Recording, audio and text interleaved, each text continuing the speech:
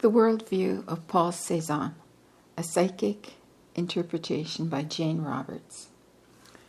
Chapter 4, Seth on Cezanne, Worldviews and the Psyche.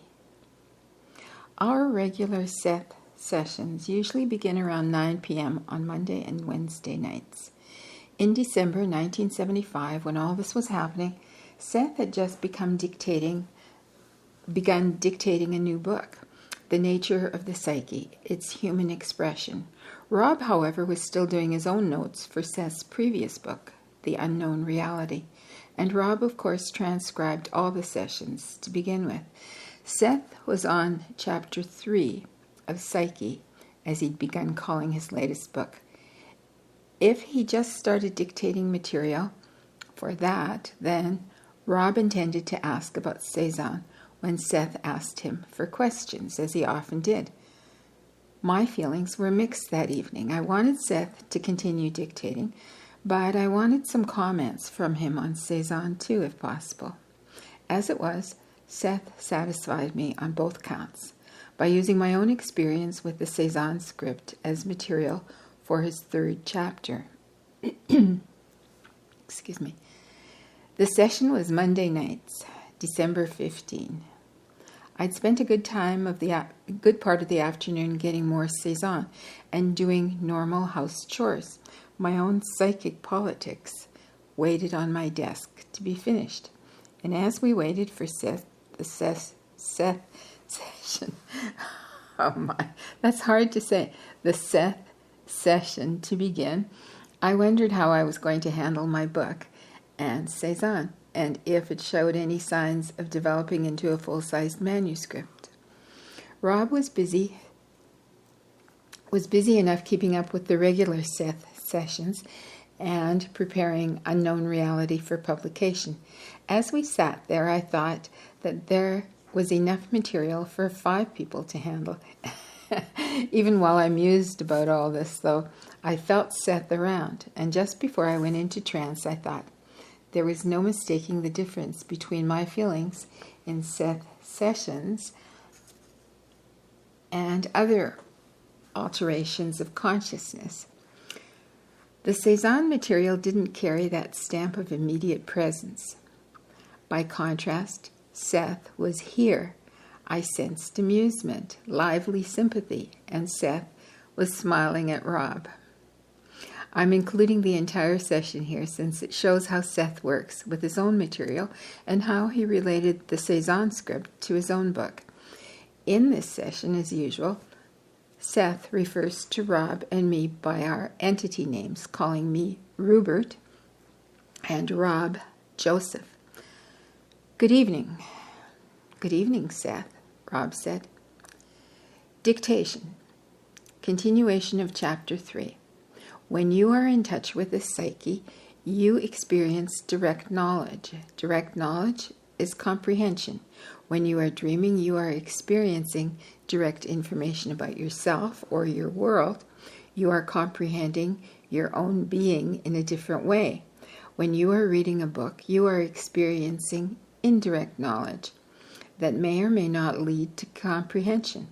Comprehension itself exists whether or not you have the words or even the thoughts to express it. You may comprehend the meaning of a dream without understanding it at all in verbal terms.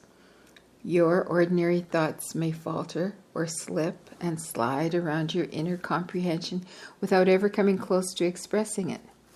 Dreams deal with associations and emotional validities that often do not seem to make sense in the usual world. I said before that no one can give you a definition of the psyche. It must be experienced, since its activities, wisdom, and perception rise largely from another kind of reference. Then you must learn to interpret your encounter with the psyche to your usual self. One of the largest difficulties here is the issue of organization. In regular life, you organize your experience very neatly, push it into accepted patterns or channels, into preconceived ideas and beliefs. You tailor it to fit into your time sequences. The psyche's organization follows no such learned predisposition. Its products can often appear chaotic simply because they splash over your accepted ideas about what experience is. You have imposed a certain kind of order upon perception. You defend this so automatically that it seems no other kind of order exists. You then imagine that chaos or random meaningless events exist outside your own neat psychic borders. You then imagine that chaos or random meaningless events exist outside your own neat psychic borders. In Seth Speaks, I tried to describe certain extensions of my own reality in terms that my readers could understand. In the nature of personal reality, I tried to extend the practical boundaries of individual existence as it is usually experienced. I tried to give the readers hints that would increase practical, spiritual, and physical enjoyment and fulfillment in daily life. Those books were dictated by me in a more or less straight narrative style. In Unknown Reality, I went further, showing how the experiences of the psyche splash outward into the daylight, so to speak. Hopefully in that book, through my dictation and through Rupert's and Joseph's experience, the reader could see the greater dimensions that touch ordinary living and sense the psyche's greater magic. That book required much more work on Joseph's part, and that additional effort in itself was a demonstration that the psyche's events are very difficult to pin down in time. Seemingly, its action goes out in all directions. It may be easier to say, for example, this or that event began at such and such a time and ended later at such and such a time. As Joseph did his notes, however, it became apparent that some events could hardly be so pinpointed, and indeed seemed to have no beginning or end. Because you tie events so directly to time, you rarely allow yourself any experience except in dreams that seem to defy it. Your ideas about the psyche therefore limit your perception of it. Robert is far more lenient than most of my readers in that regard. Still, he often expects his own rather unorthodox experiences to appear in the kind of orderly garb with which you are all familiar. In our last book session, I gave the title for this chapter, mentioning the emotions, association, and the fact that the psyche must be directly experienced. I have not dictated a book session per se again until this evening. In the meantime, Robert has been encountering dimensions of the psyche new to him. And then it says in brackets, according to Rob's session notes, our cat Willie jumped up on my lap at this point and began kneading at my dungarees. Rob finally put Willie in the writing room and closed the door while I stayed in trance. And then, as Seth, I continued. Close parenthesis. It did not occur to Rupert that those experiences had anything to do with my book, or that in acting so spontaneously he was following any kind of inner order. He wanted these pages to follow neatly, one by one. Each of his experiences, however, demonstrates the ways in which the psyche's direct events defy your prosaic concepts of reality, time, and the orderly sequence of action. They also serve to point out the difference between knowledge and comprehension, and emphasize the importance of desire and of the emotions.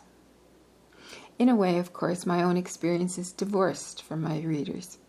As this information, however, the Seth material, is sifted through Rupert's life, you are able to see how it applies to the existence that is presently yours. Rupert's experiences of late are particularly important in that, by implication, they run counter to many accepted core beliefs that are generally held. We will use these latest episodes as an opportunity to discuss the presence of knowledge that appears to be supernormal, available, but usually untouched. We will further describe the triggers that can make such information practical, or bring it into a practical range. First of all, there are several points I want to make. You are born with the inclination toward language. Language is implied. Even in your physical structure, you are born with the inclination to learn and to explore. When you are conceived, there is already a complete pattern for your grown physical body, a pattern that is definite enough to give you the recognizable kind of adult form, while variable enough to allow for literally infinite variations. It would be idiotic of you to say that you were forced to become an adult. For one thing, at any given time you could end the process, and many do. In other words, because the pattern for development exists in your terms, this does not mean that each such development is not unique. In your terms, again, then, at any one earth time, many such patterns exist. In greater respect, however, all time is simultaneously, and so all physical patterns exist at once. And then it says in italics, "Rest your fingers," Seth said to Rob. "Get Roberts some cigarettes. I will keep him in trance. Do you want to rest?" Rob said he didn't need a break, although he'd been taking notes steadily since the session started at 9:10, and it was now 10:05. He got me some cigarettes, and I lit up automatically, still in trance, and then Seth continued. In the psychic areas, all patterns for knowledge, cultures, civilizations, personal and mass accomplishments, sciences, religions, technologies, and arts exist in the same fashion. The private psyche, the part of you that you do not recognize, is aware of those patterns, even if it is aware of private, physical, biological patterns about which it forms your image.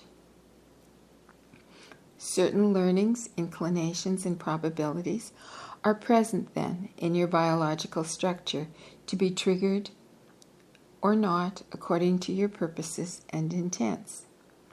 You may personally have the ability to be a fine athlete, for example. Your inclinations and intents may carry you in a different direction, however, so that the necessary triggers are not activated. Each individual is gifted in a variety of ways. His or her desires, beliefs activate certain abilities and ignore others.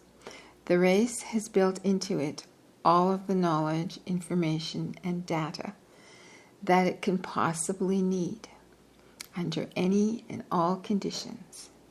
It must be triggered, however, psychically, as a physical mechanism such as a muscle is triggered through desire or intent. This does not mean that what you learn, this does not mean that you learn what in greater terms you already know, as for an example, when you learn a skill. Without the triggering desire, the skill would not be developed, and you would still learn it in your own unique way.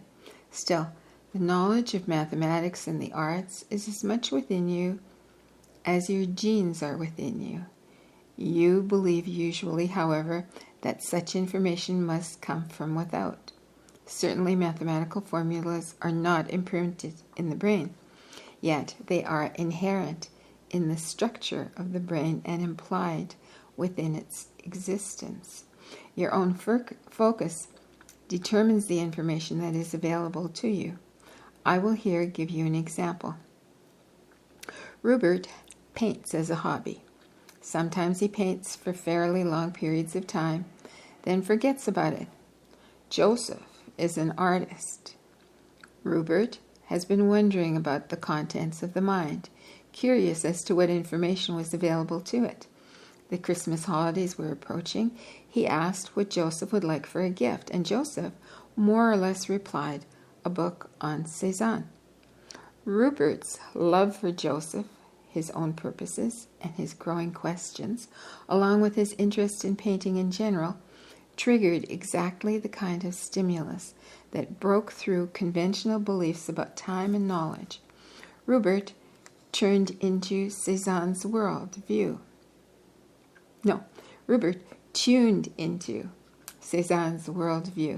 He did not contact Cezanne personally per se, but Cezanne's comprehension of painting as an art. Rupert is not technically facile enough to follow Cezanne's instructions. Joseph is facile enough, but he would not want to follow the vision of another. The information, however, is extremely valuable, and the knowledge of any kind of subject is available in just such a manner, but it is attained through desire and through intent. This does not mean that any person spontaneously with no schooling can suddenly become a great artist or writer or scientist. It does mean that the race possesses within itself those inclinations which will flower. It means also that you are limiting the range of your knowledge. It does not mean that all knowledge in those terms already exists either, for it automatically becomes individualized as you receive it, and hence new. Take your break or end the session as you prefer. Open bracket. This last was to Rob, of course. This time Rob said, "We'll take a break." And in a minute I was out of trance.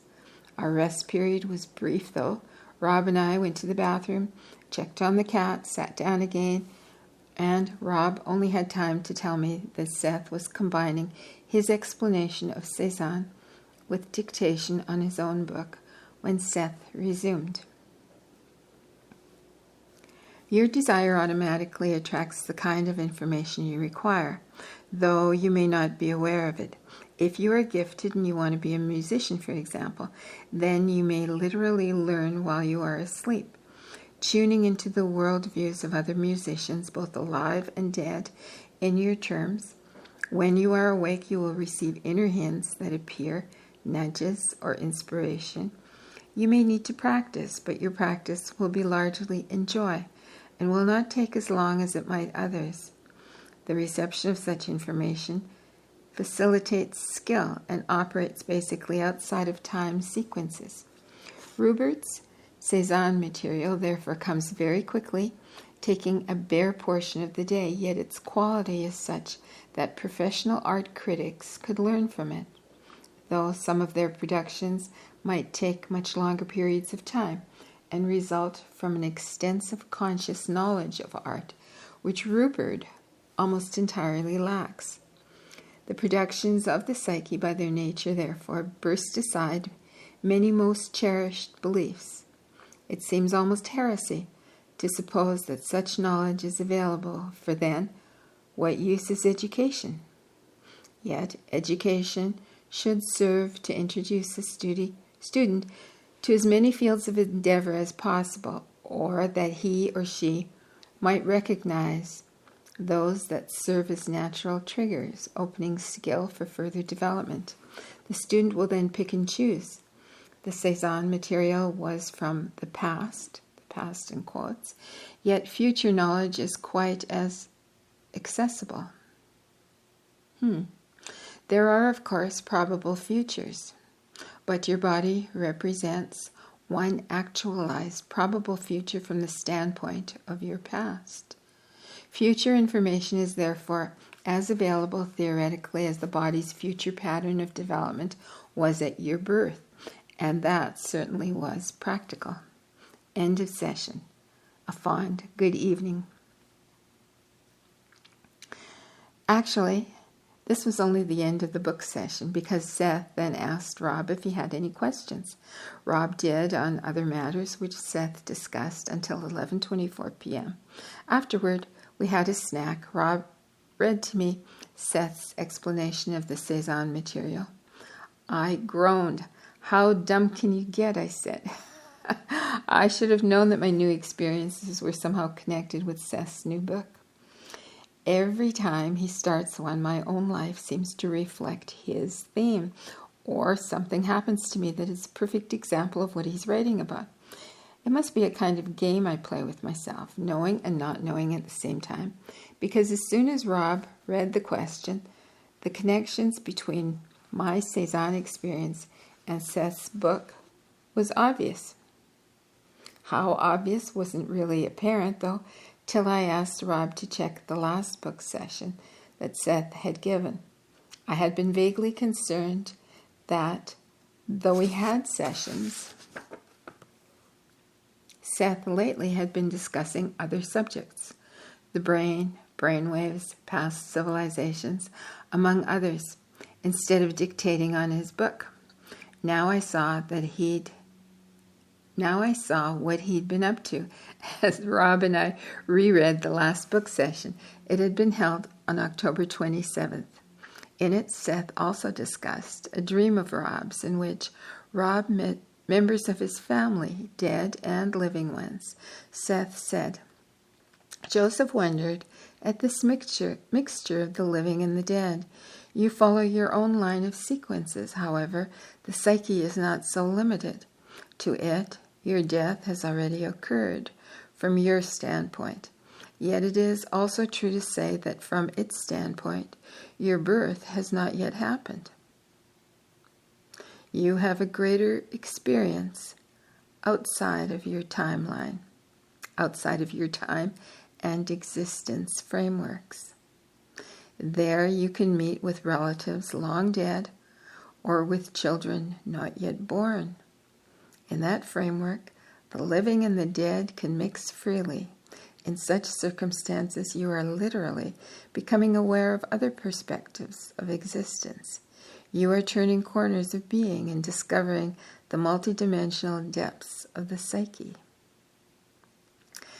Then Seth took several pages using painting as an analogy to explain ways in which we frame in quotes, our lives. He went on, "The true facts are that you exist in this life and outside of it simultaneously. You are between lives and in lives at once.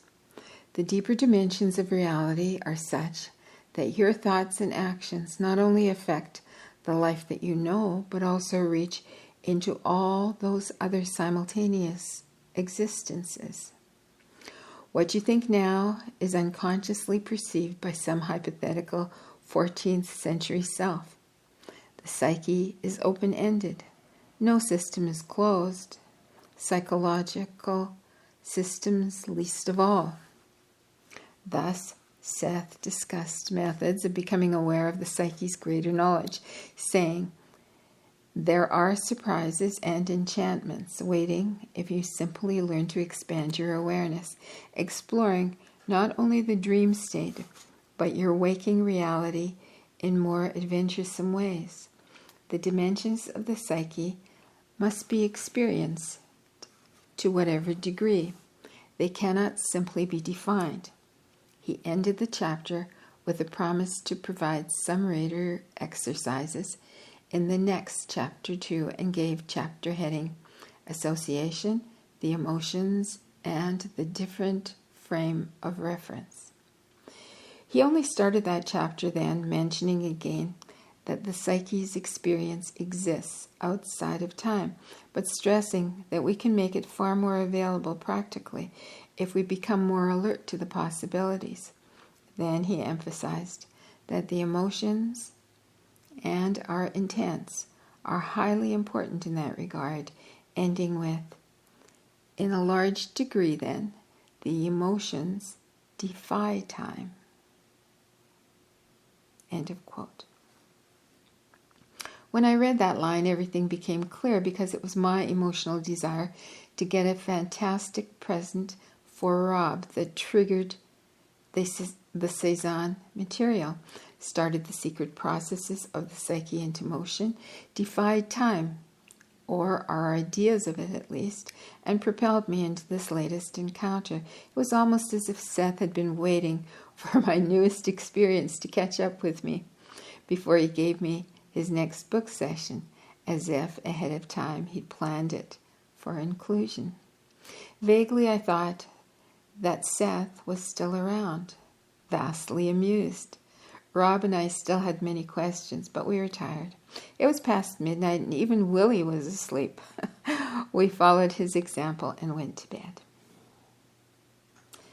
And that is the end of chapter 4. Oh my, that was really interesting. I hope you found it interesting too. The next chapter is entitled, Was God Civil When He Made Thunderstorms? Cezanne on Nature, the Conventions, and the Artist's Personal Life. Wow, that sounds interesting. Hope you come back. Please like and subscribe, and till soon.